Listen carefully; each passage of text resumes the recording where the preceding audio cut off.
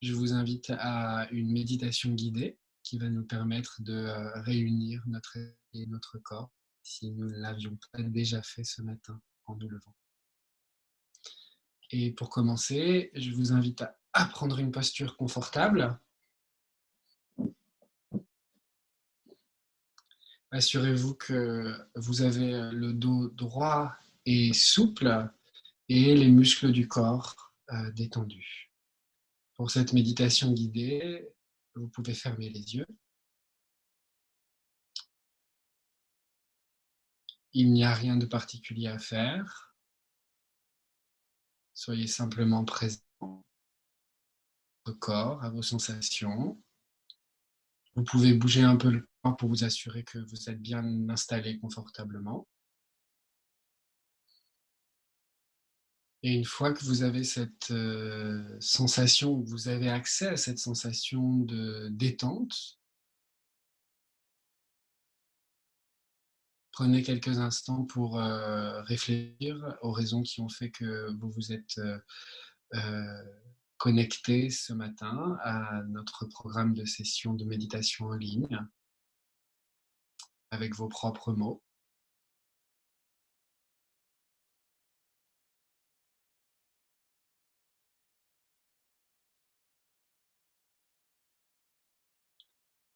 Et prenez conscience que cette intention qui vous a conduit à vous connecter à cette session, elle est nourrie par une impulsion qui n'est autre que le désir qui demeure en nous d'être heureux et de connaître le bonheur.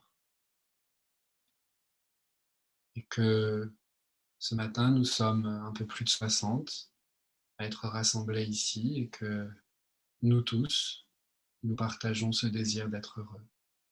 Mais au-delà des participants qui sont présents à cette session, tous les êtres, quels qu'ils soient, partagent aussi ce désir d'être heureux, même si parfois les actes accomplis ne traduisent que maladroitement ce désir.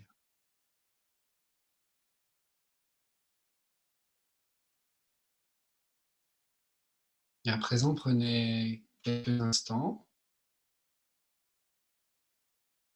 pour laisser votre esprit demeurer dans la conscience ouverte.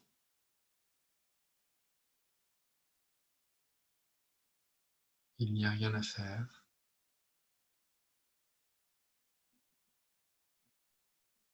Soyez simplement présent ici et maintenant.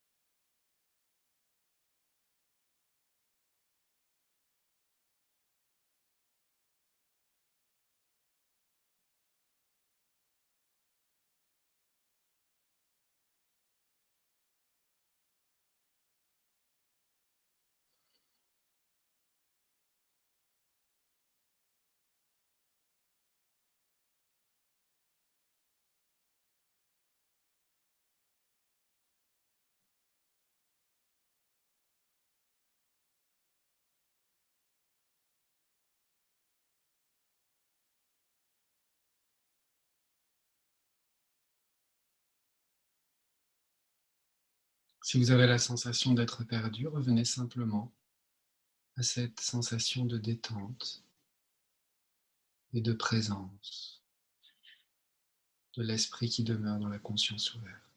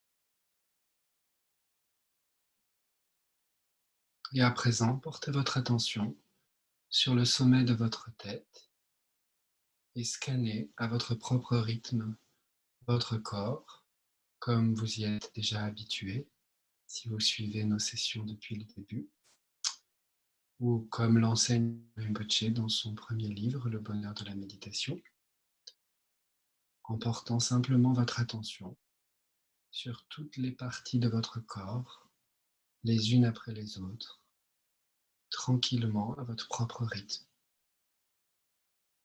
et en observant simplement ce qui se passe à chaque niveau de votre niveau du front, des yeux, des oreilles, de la bouche, de la gorge, et ainsi de suite, à votre propre rythme.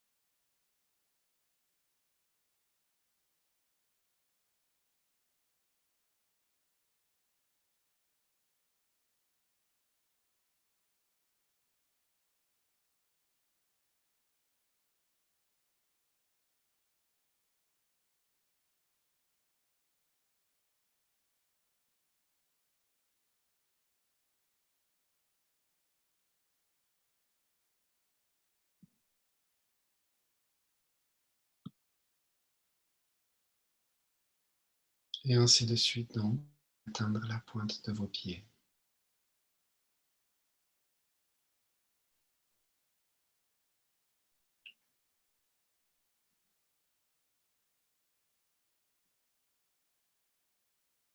À présent que votre conscience de votre propre corps est plus grande, vous allez porter votre attention sur les sensations qui se manifestent en vous et dans votre environnement immédiat. S'il y a des sons qui s'élèvent, portez simplement votre attention sur ces sons jusqu'à ce qu'ils disparaissent.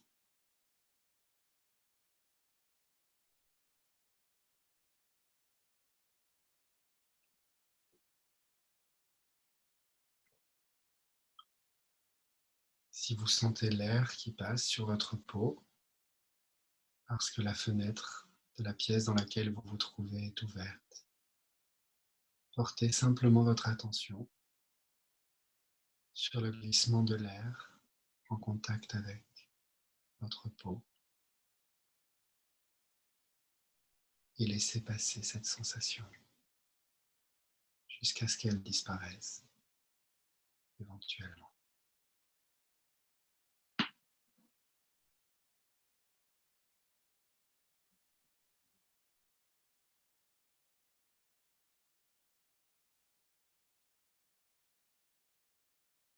Si vous avez une multitude de pensées qui vous assaillent, prenez simplement conscience de ces pensées. Ne les rejetez pas. N'essayez pas de les suivre, de les nourrir. Soyez simplement présent à elles. Laissez-les être telles quelles pour qu'éventuellement elles s'amenuisent et disparaissent.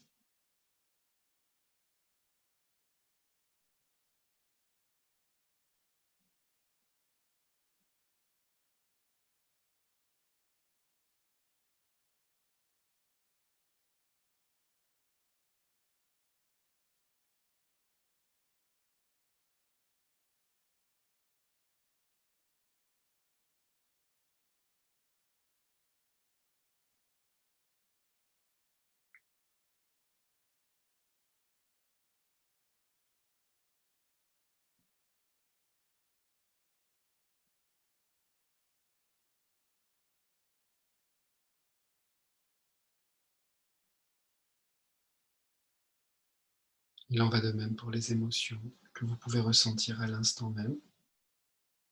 Portez simplement votre attention sur elles, sur la manière dont elles se déploient ou se manifestent en vous, physiquement.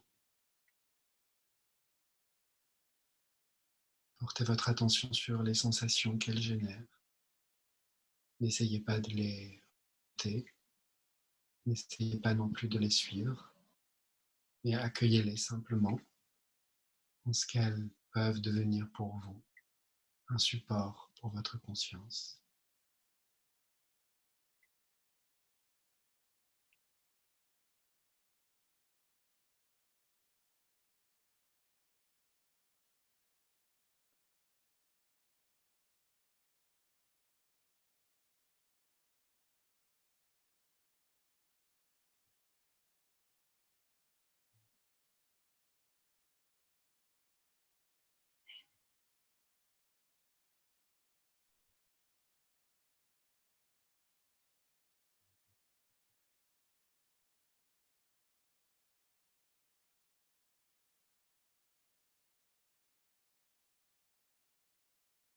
Et à présent, essayez d'élargir le champ de votre conscience. Et prenez conscience qu'au-delà de votre environnement immédiat, de la pièce dans laquelle vous vous trouvez, une variété de phénomènes se manifestent au-delà des murs de votre pièce, au-delà des murs de votre immeuble, de votre maison,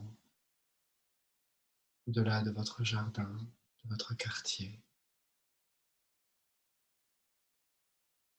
Et essayez simplement d'avoir la sensation que votre conscience s'élargit, devient de plus en plus spacieuse et qu'elle est prête à accueillir tous les phénomènes quels qu'ils soient, sans pour autant être altérée ou modifiée ou obscurcie ou ternie.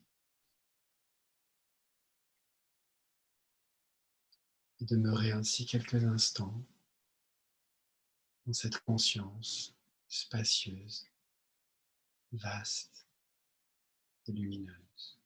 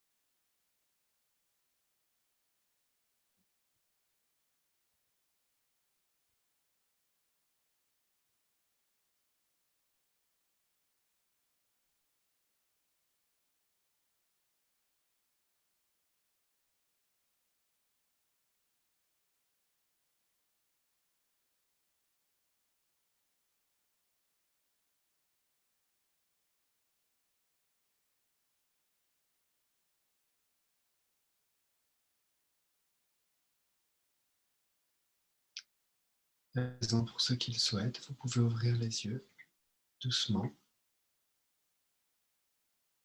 et laisser la variété, la multitude des phénomènes visuels qui s'élèvent à présent devant vous, voyez,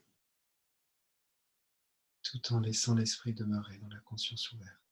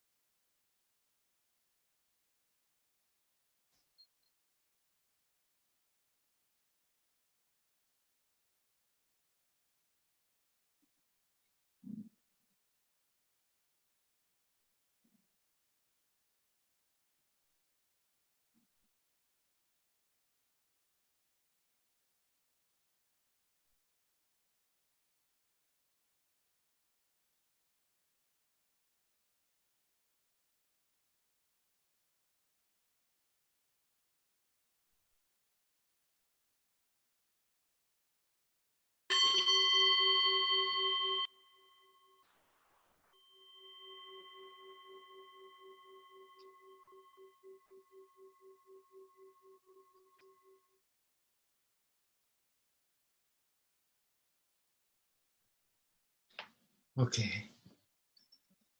Donc, à présent, je voudrais laisser un petit peu de place pour les questions éventuelles que vous auriez sur la méditation guidée qu'on vient de faire et sur éventuellement d'autres expériences que vous avez pu faire en méditant au cours de cette semaine ou au cours de ces quelques jours.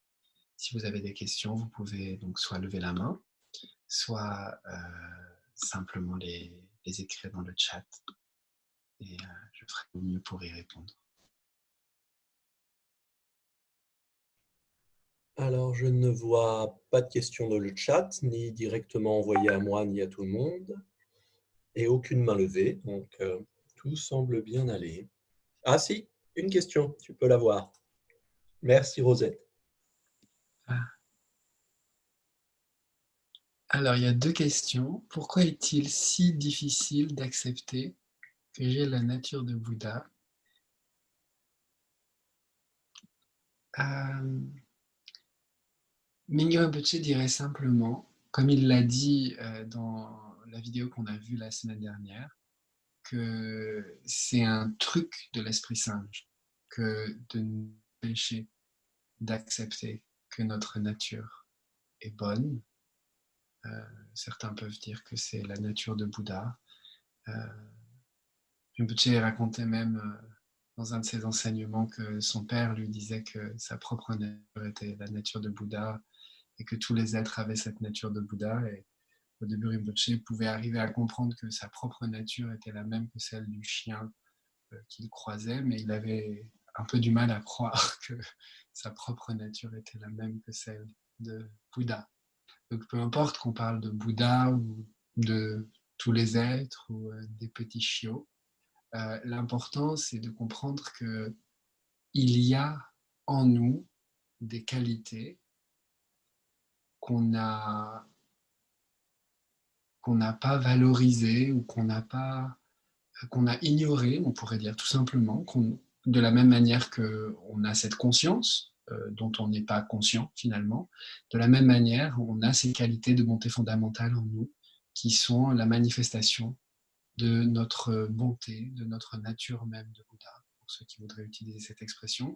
Pour les autres, c'est simplement une sorte de nature pure qui est caractérisée par un millier de possibilités, par, par de l'amour, de la compassion, de la joie, de l'équanimité, et que plus finalement on va reconnaître en nous la présence de cette conscience, plus on va reconnaître en nous la présence de cette bonté fondamentale. Donc, je dirais que pour ceux qui semblent encore avoir des difficultés à accéder à ce qu'est véritablement la bonté fondamentale en eux, et pour ceux pour qui ça peut sonner un peu faux, de se dire ah bah tiens, je fais la vaisselle, c'est pour le bien de tous les êtres. euh, Si vous ne vous sentez pas capable d'explorer et d'accepter la difficulté que vous avez à voir cette bonté, c'est-à-dire le simple fait d'avoir la sensation de faire semblant, comme le dit Rinpoche, en fait, même faire semblant, à partir du moment où on est honnête avec cette démarche-là, avec cette intention-là, et qu'on n'est pas en train de se mentir, même faire semblant, si on est conscient de ça, ça peut avoir un effet. Donc, si cette contemplation de la bonté fondamentale à laquelle on est invité par Mingyur Rinpoche est trop difficile, je pense qu'on peut aussi simplement pratiquer la méditation avec support, parce que finalement, plus on parviendra à reconnaître notre conscience, plus on aura accès à cette bonté fondamentale. Donc il y Alors, a... Frédéric, il y a eu plein de nouvelles questions, mais avant, il y a quelqu'un qui a levé la main, si tu veux bien. D'accord. Je vais donc donner la parole à Frédéric. Tu peux poser ta question, vas-y. Oui, bonjour. En fait, la question, c'est très pratique, c'est la différence entre les yeux ouverts et les yeux fermés. Et là, dans ta méditation guidée, tu prends beaucoup de précautions. Et c'est vrai que lorsque j'ouvre les yeux, il y a un impact très, très fort de tout le visuel et qui me fait perdre de vue tout le reste justement, cet exercice de conscience ouverte. Voilà, j'imagine que je suis pas la seule à avoir ce genre de difficulté avec les yeux ouverts. Mais c'est vraiment très difficile. C'est pas du tout la même sensation. J'ai l'impression de perdre, quoi. Tout d'un coup, de revenir. Ouais. Voilà. Ça va de pair avec ce que dit Marc. Il pose une question intéressante. Il dit bonjour. Dans ses livres, Mingyur Rinpoche incite à laisser les yeux ouverts pour mieux réussir à méditer de façon informelle dans la vie de tous les jours. Mais lors des sessions ici et sur YouTube avec Mingyur Rinpoche, nous fermons souvent les yeux. Au final, on fait comme on le sent, point d'interrogation. En fait, il y a deux choses. Au final, on fait comme on le sent. Je dirais oui. De manière générale, la méditation, il faut faire comme on le sent. Allez entendre plein de choses sur la méditation. On vous dit, il faut avoir la posture, pas nous, pas moi spécifiquement, mais vous devez avoir la posture en 7 points, avoir la posture du lotus, avoir des choses qui peuvent paraître complètement extraordinaires pour certains et voire même impossibles pour d'autres. Donc le but, c'est quand même de s'asseoir dans la posture dans laquelle on va être le plus confortable. Ça, c'est la première chose. Et je dirais que la parfaite posture, c'est votre posture. À partir du moment où on respecte, parce que si Mingyur Rinpoche le dit, c'est que ça a certainement du sens, peu importe qu'on y mette nous-mêmes du sens ou pas, et si vous voulez qu'on en discute, on peut en parler, mais à partir du moment où on respecte deux choses, c'est-à-dire avoir le dos droit et les muscles du corps détendus. Et on peut très bien comprendre pourquoi. Parce que si on veut que l'esprit soit présent, il est très clair que ce sera plus facile si on a une posture, une certaine dignité, une certaine prestance physique qui nous permettra d'être mieux présent aux choses. Et la deuxième chose, c'est que si on a les muscles détendus, eh bien, on est moins perturbé par les tensions et par les gênes. Voilà comment moi, je pourrais vous expliquer de manière assez simple les raisons pour lesquelles ces deux points sont essentiels. Et en ce qui concerne les yeux ouverts et les yeux fermés, d'abord, vous faites vraiment comme vous le sentez, mais en règle générale, les méditations du matin, ça peut être ça peut être intéressant de commencer les yeux fermés et de finir les yeux ouverts, simplement pour avoir cette sensation d'ouverture de l'intérieur vers l'extérieur et du mouvement finalement qu'on fait nuit et jour, finalement, quand on ferme les yeux et quand on ouvre les yeux. Et si vous avez des difficultés, comme Frédéric vient de le signaler, sur l'ouverture des yeux à un moment donné, je peux que vous encourager en fait à méditer sur des supports visuels. Apprendre, par exemple, j'ai un bol ici, on regarde le bol et on porte notre attention sur ce bol. Et c'est notre support de méditation. Et notre esprit va aller et venir, et dès qu'on est en train de penser à ce qu'on va faire à manger à midi, on essaye de ramener notre conscience sur ce bol. Voilà. Et je pense que ça peut vraiment être utile d'alterner un peu toutes ces méditations. Et, et par la suite, c'est vrai que de toute façon, dans la vie quotidienne, a priori, on a les yeux plutôt ouverts. C'est-à-dire que si on essaye de marcher, de conduire, c'est mieux, c'est conseillé d'avoir les yeux ouverts quand vous conduisez ou quand vous marchez dans la rue. Et de fait, ce que vous pouvez simplement faire, comme nous y invite Rinpoche, hop, vous avez un moment de conscience qui est lié à un support visuel, vous comptez 1. La journée continue, vous voyez un petit sticker que vous avez collé sur votre ordinateur qui est awareness, ou qui peut être même un mot complètement trivial, je ne sais pas, bol, son, ou peu importe, et hop, vous pouvez compter 1 à nouveau. Parce que ce que le dit Rinpoche systématiquement, et toujours d'ailleurs, c'est que au fond, ces moments de conscience ouverte et large, et de présence à ce qui se passe, ils sont nombreux, mais ils durent très peu de temps.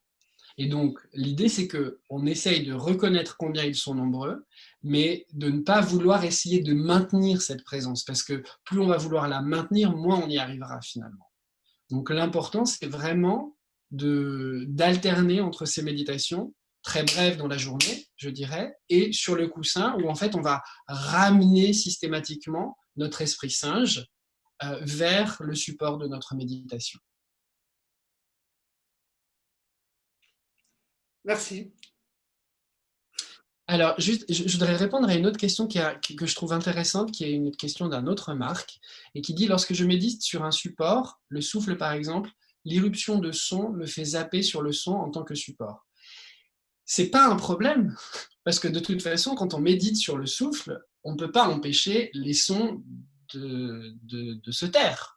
On ne peut pas empêcher le voisin de faire du bruit s'il fait du bruit pendant que vous méditez. On ne peut pas empêcher, je ne sais pas, la sirène des policiers de passer dans la rue si vous habitez sur une rue et qu'il y a une voiture qui passe. Ce qui est important, c'est de prendre conscience que le son est apparu et de revenir sur votre support de méditation principal, à savoir le souffle. Si jamais le son devient trop présent et trop difficile on pourrait dire, à atténuer dans votre prise de conscience d'une certaine manière, on pourrait dire qu'à ce moment-là, lorsque vous méditez sur la respiration, votre attention principale se pose sur la respiration, mais cette attention, elle n'est pas hermétique ou insensible au son qui passerait autour de vous. D'une certaine manière, si vous méditez sur la respiration avec les yeux ouverts, d'ailleurs avec les yeux ouverts ou avec les yeux fermés, vous pouvez avoir des images qui apparaissent dans votre esprit, mais en aucun cas, elles vont devenir le support principal de votre méditation. Le support principal de votre méditation, ça va être la respiration. Donc, ce qu'il faut comprendre, c'est que quand on décide de choisir un support, c'est notre support principal. Mais en aucun cas, on a la possibilité d'empêcher les phénomènes visuels d'apparaître quand ils apparaissent. Quand je regarde cet ordinateur, je ne peux pas empêcher ma conscience d'être attentive à l'ordinateur que j'ai en face de moi, même si je décide que c'est le souffle mon support de méditation. Donc en fait, la simple chose à faire, c'est de prendre conscience de la force de l'élément qui arrive. C'est-à-dire que si le son, hop, vous êtes happé par le son, c'est exactement comme si on était happé par les pensées, hop, revient au souffle. En revanche, si ça devient trop présent, ce que moi je vous conseille, c'est de prendre la décision de ne plus suivre le souffle, mais de décider de suivre le son. Et à ce moment-là, votre attention principale se porte sur le son et moins sur le souffle. Et puis par contre, à la fin de votre méditation, ce qui est important, c'est de revenir sur le souffle parce que c'était votre support initial de pratique. Puis après, laissez l'esprit demeurer dans la conscience ouverte pour avoir la sensation d'avoir maintenu quand même votre intention. Puisque au début de chaque session de méditation, on développe l'intention de faire du mieux qu'on peut et on dit, je vais méditer sur la respiration. C'était mon intention de pratique au départ. Donc, je vais essayer d'être présent à la respiration. Donc, je commence ma méditation, je vérifie ma posture, je génère ma motivation, mon intention, je laisse l'esprit demeurer dans la conscience ouverte et hop, je passe à la respiration. Et si le son arrive et qu'il est trop fort, je décide moi-même de méditer sur le son et hop, je reviens sur la respiration. Et à nouveau, je laisse l'esprit demeurer dans la conscience ouverte et c'est terminé. Mais de cette manière, on n'a pas la sensation d'avoir éventuellement échoué. Et on a pris la décision de porter notre attention sur un support qui devenait trop présent. On équilibre d'une certaine manière le rapport qu'il y a entre ce son qui venait me perturber et moi qui prends la décision, tiens, puisque tu viens de me perturber, je vais t'utiliser. Voilà. J'espère que c'est à peu près clair pour vous. L'idée, je crois, vraiment dans la méditation et telle que moi je la comprends, c'est de développer la plus grande souplesse de notre esprit, en fait. C'est d'être le plus souple possible et le plus doux possible avec soi. C'est pour ça que Mingyur Rinpoche, il dit que tout est super, en fait. Qu'il n'y a pas de problème. Voilà. J'espère que j'ai répondu à peu près à toutes les questions. Alors, il y a eu pas mal de petites questions. Alors, tu y as déjà répondu en parlant du souffle et des sons, mais peut-être que Marie-Yvonne souhaitera que tu reparles un peu, parce qu'elle dit que quand elle est dans la méditation avec la conscience ouverte, elle se perd plus dans ses pensées et te demande de faire. Et en parallèle, ça peut aller avec une remarque de Béatrice qui disait « l'agitation grandit avec l'agitation ». Ok. Alors, l'agitation grandit avec l'agitation. C'est une des expériences qu'on peut faire. Parfois, si vous portez votre attention sur l'agitation, vous pouvez avoir cette sensation que l'agitation va grandir. Parfois, elle va diminuer. Parfois, elle va disparaître. Ce sont des expériences de méditation qui ne sont le signe de rien d'autre que de l'expérience elle-même. Et ça n'est pas parce que cette agitation va grandir que par la suite, dans votre vie quotidienne, ça sera pire qu'avant. Ce qu'il faut voir, c'est que c'est simplement que vous avez une plus grande conscience de ce qui se passe. Et peut-être que l'agitation ne grandit pas, comme le dit souvent Mingyur Rinpoche d'ailleurs, mais peut-être que vous avez davantage conscience de l'agitation qui est présente à présent, puisque la conscience y est présente. Et l'autre chose, c'est que dans la méditation de la conscience ouverte, je me perds plus dans mes pensées. La seule chose, c'est ce que je disais tout à l'heure, c'est vrai que quand on médite sur la conscience ouverte, j'essaye de réduire le flot de mes paroles pour laisser un peu plus d'espace à tout le monde, mais l'idée, c'est de prendre comme support cette sensation de détente et de présence. Donc, ça peut paraître un peu abstrait pour certains, mais Mingyur Rinpoche, il donne cet exemple, il dit quand vous courez pour rentrer chez vous et vous arrivez, vous installez dans votre fauteuil, vous faites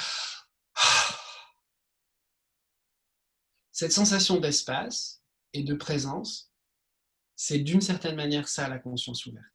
Et donc, l'idée, c'est quand on est perdu, hop, on essaye de revenir à cette sensation de présence. Donc, si vous vous sentez perdu dans vos pensées, pourquoi ne pas prendre une grande inspiration et une grande expiration et à nouveau retrouver cette sensation de détente. Et voilà. Il y a une question d'un autre Marc qui en fait est un peu confus parce que dans ses livres, Mingyur Rinpoche incite à laisser les yeux ouverts. J'y ai déjà répondu. Oui, tu en as déjà parlé. Oui. À une autre, mais alors, attends. Non, la dernière que je vois... La dernière, oui, de Philippe Campou. Ah, d'accord. C'est bon. Le comptage des cycles respiratoires nous amène à une... Ok. En fait, Philippe, sans doute, vous avez été introduit à la méditation avec d'autres enseignants, c'est-à-dire le fait de compter les respirations. Rinpoche, il n'encourage pas à compter. Enfin, il ne dit pas qu'il ne faut pas compter, mais il ne dit pas qu'il faut compter. Il nous invite plutôt à porter notre attention sur des moments de la respiration. Donc, par exemple, pendant un moment, pendant quelques instants, on va être plutôt attentif à l'inspiration. Et quand on est attentif à l'inspiration, on est attentif aux sensations de l'air qui passe à travers nos narines et qui passe dans notre gorge et au mouvement de notre ventre. Puis, à partir d'un petit moment, on va porter notre attention plutôt sur l'expiration. Et de la même manière, lorsqu'on va porter notre attention sur l'expiration, on va être attentif aux sensations qui passent. Parce que c'est vrai que la technique de méditation qui consiste à compter des cycles de respiration 1, 2, 3, 4, 5, ça peut être très bien parce que ça nous aide à être présent, mais parfois ça peut aussi, dans certains cas, tendre un peu, faire en sorte que les choses sont rigides.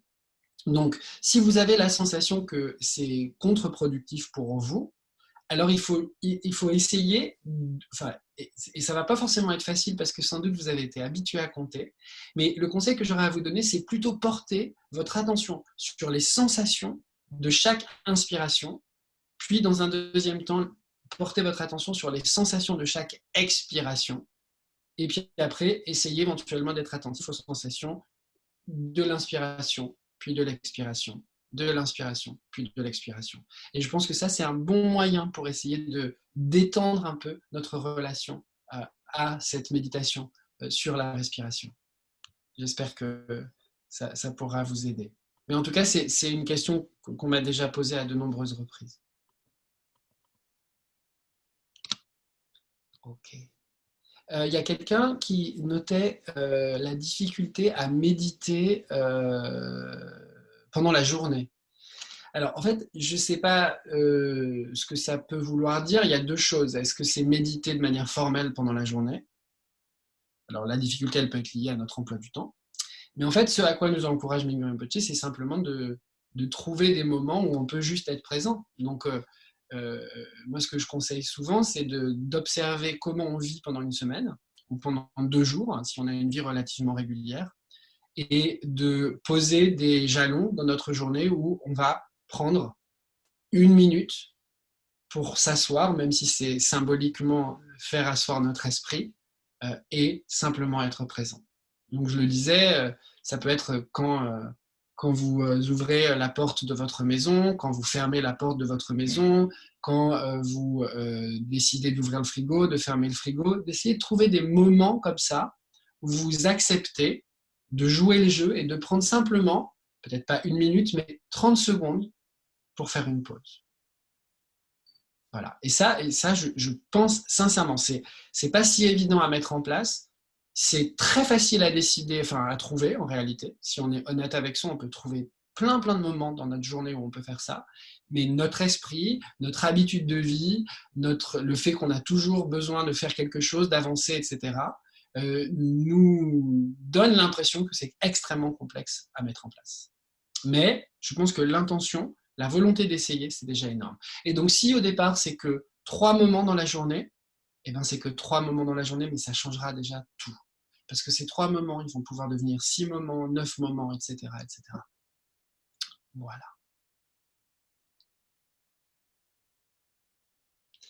Ok, je pense qu'il n'y a plus de questions. Et donc, il est temps pour nous de regarder la deuxième partie de cet enseignement de Mingyur Rinpoche sur la bonté fondamentale et la conscience.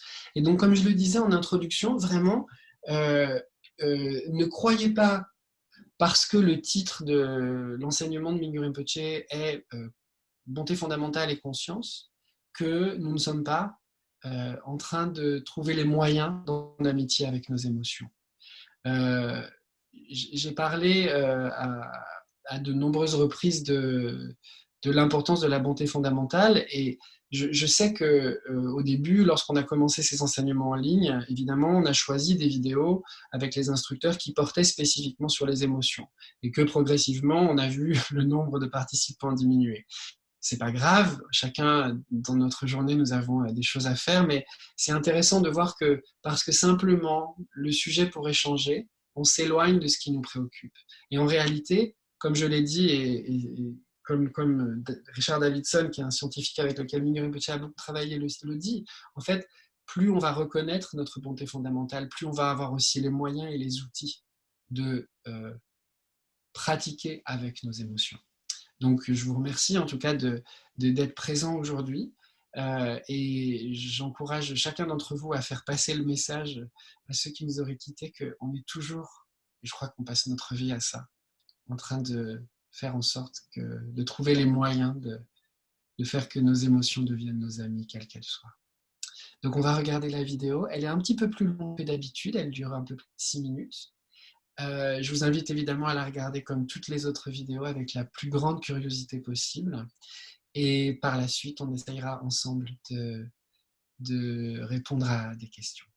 Voilà.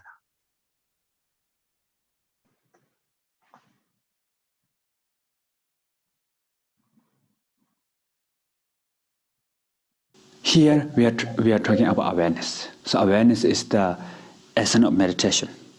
So, as I mentioned before, awareness is with you all the times. You don't have to look for awareness. You don't have to make new awareness. It's with you all the time. But the problem is we don't know. We are not recognize our own awareness. So the meditation technique here, this is a Buddhist meditation, but everyone can practice this meditation. You don't have to become Buddhist, but it is the meditation idea is like what I'm sharing you. This meditation ideas come from in the Buddhist lineage. So the awareness is, so now you are listening my talk, right? That's the awareness also. You are curious about the meaning of my talk. That's also awareness. You are, without awareness, you cannot put attention on my talk. Without awareness, you cannot see me. So, and you might think, oh, I don't understand what this guy is talking about. So there's also part of awareness. Or you think, oh, I understand. There's also awareness. I don't understand at all. There's also awareness. So any thought, any emotion, motivation, feeling, everything is related with awareness. So, background of all this thought, even negative thought, hatred, a thought of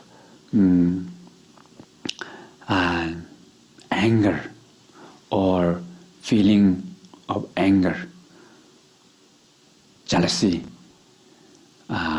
depression, panic, anxiety, guilt, low self-esteem. With any thought and feeling, the background of essence of all this thought and feeling is the awareness. Awareness is there. So, but the problem is we are not realize our own awareness. So now, the practice is we have to realize this awareness.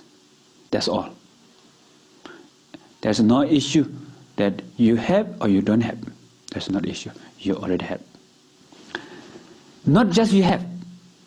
You have full this awareness. You have complete. Not just part of awareness is with you, but then when you meditate well, then the awareness becomes more full, more bigger, more complete. It's not like that. It's now with you, it's complete. And this awareness is also very pure. So, normally we have some example. Awareness is like space, and thought, emotion is like cloud. So space is always pure, clean, profound. It's completely open. It cannot change, Space is unchangeable. So nice. Because of space, we exist. We can move because of space. Because of space. And anything is possible because of space. So space is very, very important. Yet, almost like we don't feel the space. We don't, like, it's kind of like we are taking for granted. So, not many people put extra attention to the space. But what we see normally is cloud, storm, hurricane, tornado, and we see mountains, we see oceans, we see the earth, we see the people, we see the universe. All this universe, earth, storm, is like thought and emotion.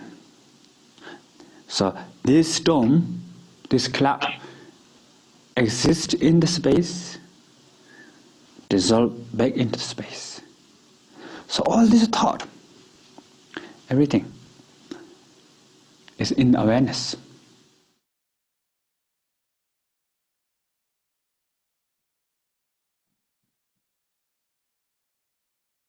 Donc voilà cet enseignement extrêmement riche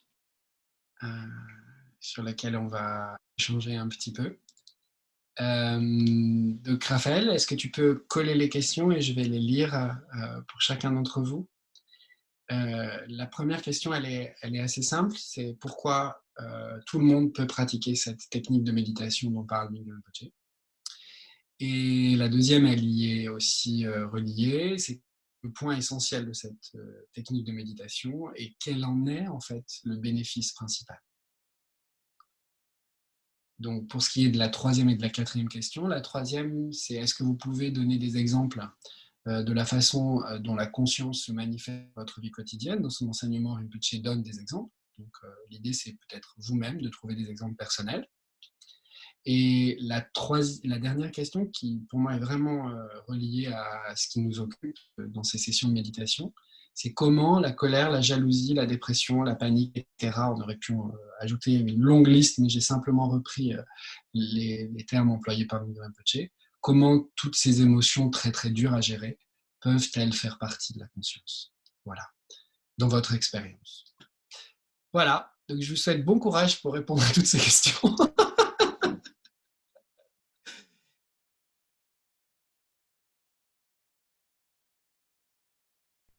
Bon, on en parle un petit peu dans le groupe.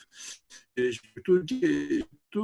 j'étais étonné par les 2 premières questions, parce que j'ai pas eu le sentiment que Mingyur Rinpoche parlait spécialement d'une technique de méditation. Il a parlé de la conscience en tant qu'essence, effectivement, de la technique, mais j'ai pas eu l'impression qu'il nous donnait une technique particulière dans son enseignement. C'est bien pour ça que je vous ai posé la question, parce que je savais que, comme c'est au début de l'enseignement, tout le monde allait zapper. Dans l'enseignement Rinpoche, il dit qu'on n'a pas besoin de chercher la conscience, qu'on n'a pas besoin de fabriquer cette conscience parce qu'elle est avec nous tout le temps. Mais le problème, c'est qu'on ne le sait pas. Le problème, c'est qu'on ne le reconnaît pas. Et en fait, il dit que ça, c'est une technique de méditation bouddhiste, reconnaître la conscience. Et que c'est la raison pour laquelle la raison pour laquelle tout le monde peut pratiquer cette technique de méditation, qui est aussi simple que ce que dit Rinpoche, c'est-à-dire reconnaître la présence de cette conscience, c'est tout simplement qu'on a tous en nous cette conscience. Et voilà ce qu'il dit au tout début de l'enseignement. Et ça me semblait pour moi important de revenir sur ces 2 points-là, parce que c'est à la fois extrêmement simple, mais extrêmement vrai et profond. Donc merci d'avoir amené cette question-là, parce qu'en effet, on a tendance à considérer qu'une technique de méditation, ça peut paraître extrêmement élaboré, complexe parfois, qu'on a besoin d'être guidé extrêmement précisément. Mais lorsque Mingyur Rinpoche, dans cet enseignement, évoque la technique de méditation bouddhiste, il se réfère tout simplement à reconnaître ce que l'on n'a pas l'habitude de reconnaître, c'est-à-dire reconnaître la conscience. Ok.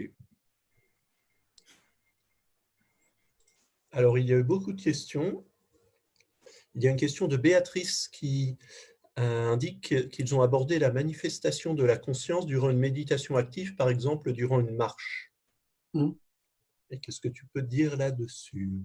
La méditation active, en marchant, c'est vraiment extrêmement, extrêmement utile en fait. Si on a l'occasion de pouvoir s'y entraîner, c'est extrêmement bénéfique, puisque c'est ce qui va, d'une certaine manière, le mouvement du corps est ce qui va finalement distinguer la méditation formelle, où en général on est assis, et la méditation dans la vie quotidienne, où en général on est plutôt debout, disons. Et c'est la raison aussi pour laquelle dans ces programmes, Mingyur Rinpoche nous encourage à faire des méditations en marchant au sein même du programme, qui deviennent elles-mêmes des méditations formelles en fait, puisque lorsqu'on fait des méditations en marchant, on développe l'intention de méditer sur le mouvement que nous allons accomplir pendant cette marche. Donc utiliser la marche comme un support de méditation, c'est extrêmement bénéfique, puisque c'est ce qui nous permet finalement de faire une transition entre la méditation formelle sur le coussin assise et finalement le passage vers la vie quotidienne, où on est parfois malheureusement moins attentif.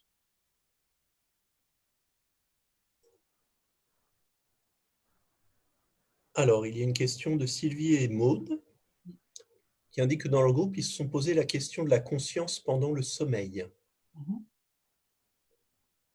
Rinpoche enseigne sur le sommeil dans certains de ses programmes, et on peut en effet développer cette pratique-là. C'est moins facile, évidemment, mais en fait, dans un de ses enseignements, lorsqu'il évoque le simple fait d'avoir des rêves lucides. Lorsqu'on a des rêves lucides, lorsqu'on sait qu'on est en train de rêver au moment où on rêve, c'est la manifestation de la conscience même. Mais il n'y a pas moins, enfin, la conscience n'est pas moins présente parce qu'on dort que parce qu'on est éveillé.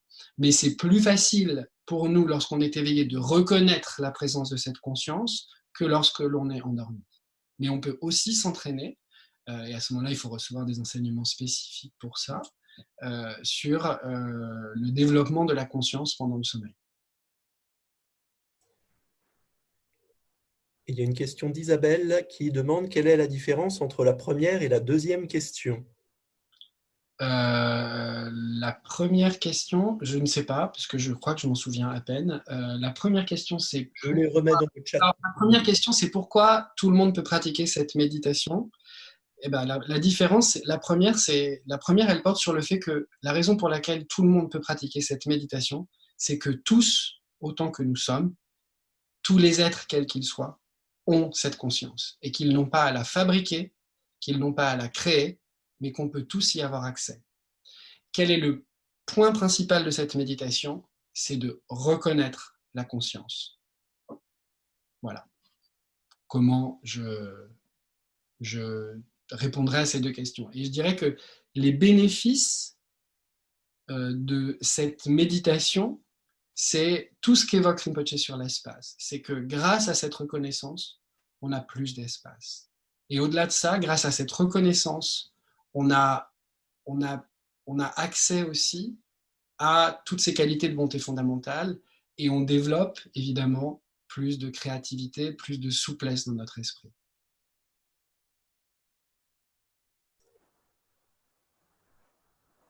Il y a Denise qui, par rapport à la question 4, indique que dans le cas de la colère, elle a du mal à être consciente immédiatement et que cela la culpabilise, et que l'émotion part rapidement.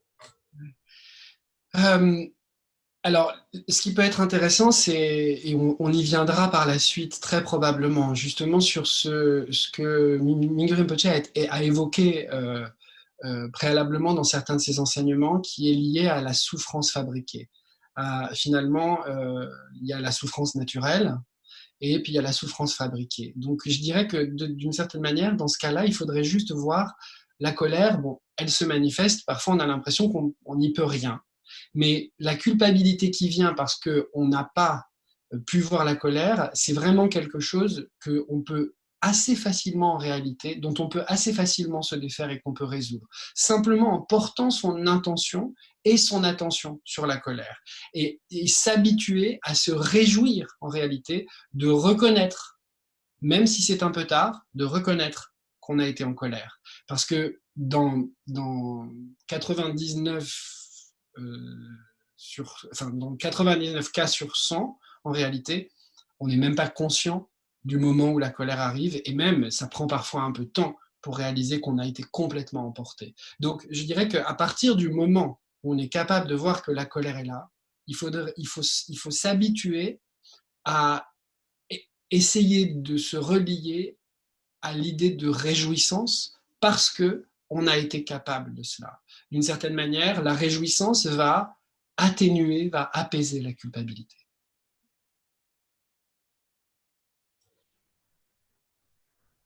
J'espère que ça va un peu éclairer la question. Alors, il est déjà 12h16. Peut-être que tu veux répondre encore à une question ou faire la méditation tout de suite. Je vais peut-être répondre à une dernière question parce que c'est un sujet qui est vaste et surtout, je vais tous vous inviter à revenir mercredi parce que je crois qu'on n'a pas fini. On n'a pas fini d'en parler. Donc, et je me réjouis parce que finalement, dans cet enseignement qui est très riche, Rinpoche, il parle des émotions. Et on voit bien à quel point, finalement, un enseignement sur la bonté fondamentale et son lien avec la conscience, ça nous amène à réfléchir à la manière dont on gère nos émotions. Donc, je me réjouis de toutes ces questions, évidemment. Donc, je veux bien prendre une dernière question, si quelqu'un a une question. Alors, tu viens d'y répondre, mais je pense que quelque chose vient d'être un peu ajouté par Sylvie et Maude, toujours dans le cas des émotions perturbatrices, qui indique que pour prendre la Maude et Sylvie, pardon, indique que pour prendre la comparaison, le ciel est rempli de nuages et il n'y a pas d'éclaircie en fait. C'est pour ça que c'est compliqué. Ouais, bien sûr.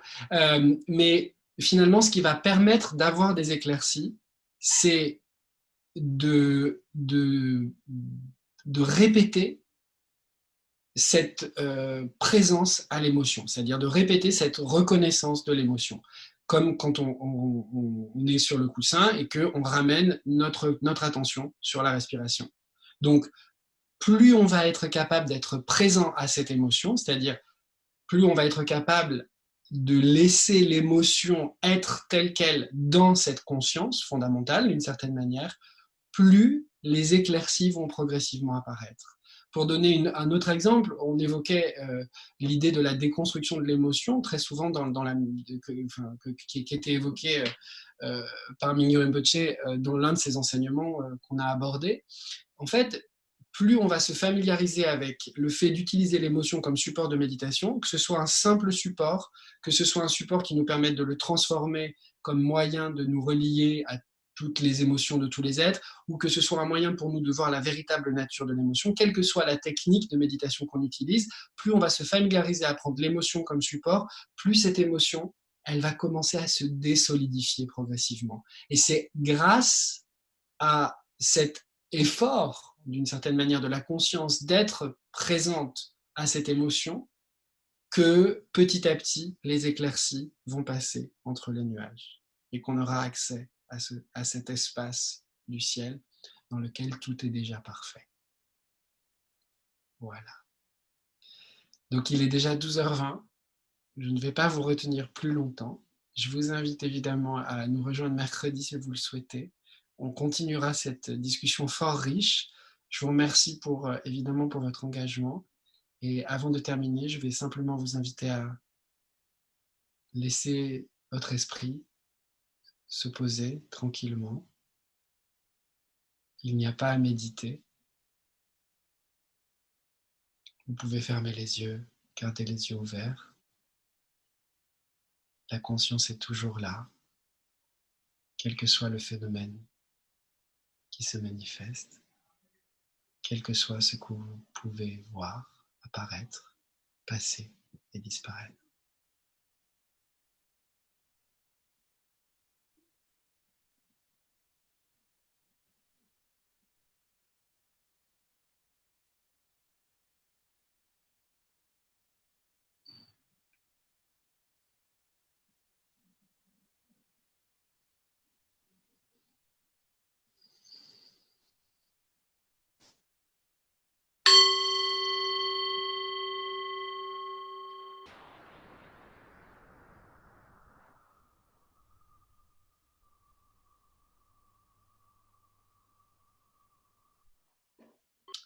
Voilà, je vais vous souhaiter un très beau samedi. Vous rappelez que demain dimanche, Mingyur Rinpoche enseigne à midi, heure de Paris, qui aura une traduction en français accessible. Et je vous invite d'ici demain et d'ici mercredi peut-être à simplement porter votre attention sur l'espace qui nous entoure. Car comme le dit Rinpoche, on prend souvent cet espace comme quelque chose d'acquis. Et quand on commence à le regarder, le monde devient illuminé. Donc je vous souhaite une très belle journée à tous. Prenez soin de vous.